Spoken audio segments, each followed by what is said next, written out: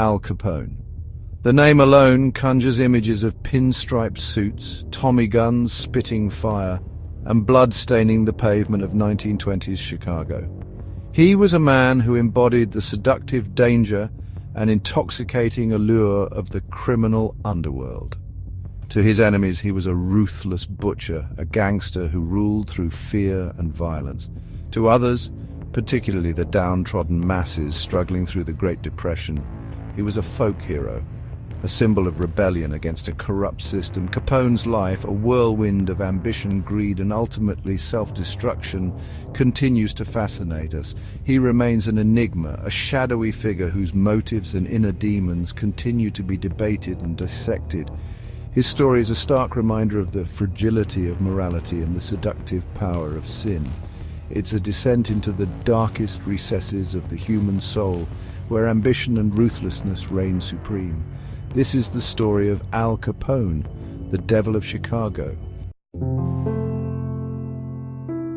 Alphonse Gabriel Capone's journey into the heart of darkness began not amidst the glittering speakeasies of Chicago, but in the crowded, poverty-stricken streets of turn-of-the-century Brooklyn.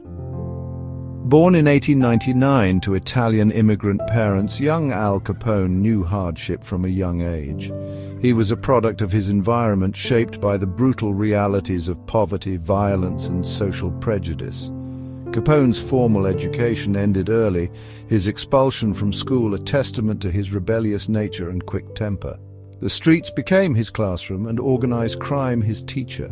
He honed his skills as a street fighter, working as a bouncer in brothels, where violence was commonplace.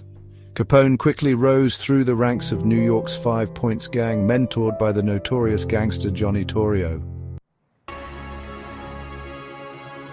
In 1919, at the dawn of Prohibition, Torrio summoned Capone to Chicago. The city, teeming with illegal alcohol, gambling, and prostitution, was ripe for the taking. Capone, eager to prove himself, seized the opportunity. He quickly established himself as a force to be reckoned with, his ruthlessness and business acumen making him a valuable asset to Torrio's growing empire. When Torrio was wounded in a rival gang attack, a power vacuum emerged. Capone, now a seasoned criminal hardened by years of violence, stepped into the void. He consolidated his power through a campaign of terror and intimidation, eliminating rivals with chilling efficiency. The St. Valentine's Day Massacre of 1929, where 7 members of the rival North Side gang were brutally gunned down, solidified Capone's reputation as a ruthless and cunning killer. Sin's seduction, the moral descent of Al Capone. The story of Al Capone is not just a tale of violence and bloodshed, it's also a cautionary tale of moral decay. Capone's life was a whirlwind of excess, fueled by the illegal profits of his criminal enterprise. He surrounded himself with luxury, indulging in custom-tailored suits, expensive cigars, and lavish parties. The more Capone indulged, the further he strayed from any semblance of morality.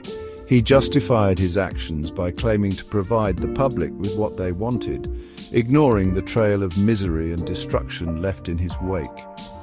He had crossed the line, seduced by the dark allure of sin, transforming from a product of his environment into an architect of suffering.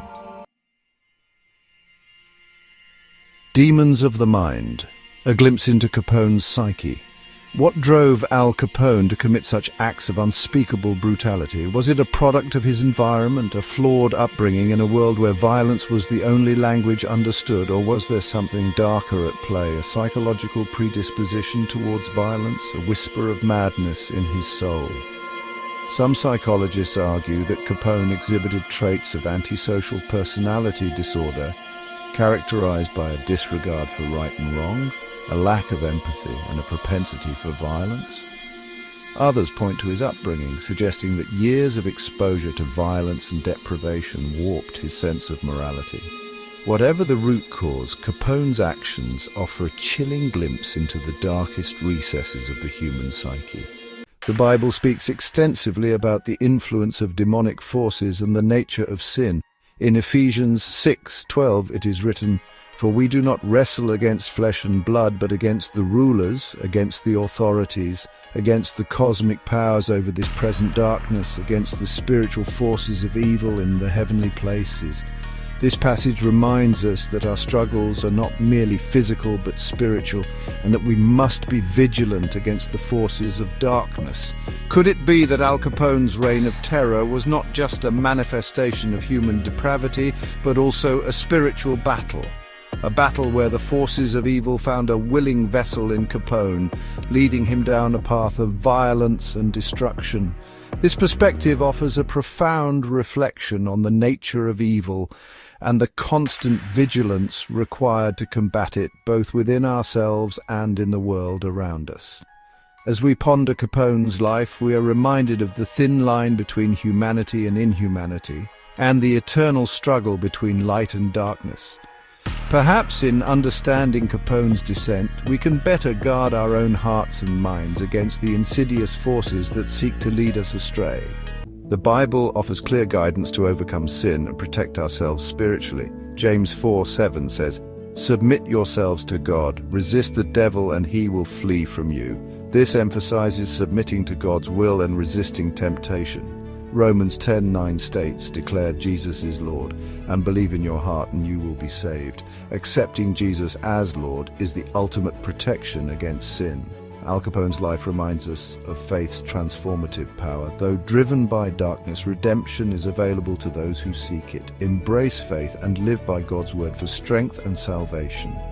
Capone's story highlights the hope from spiritual redemption.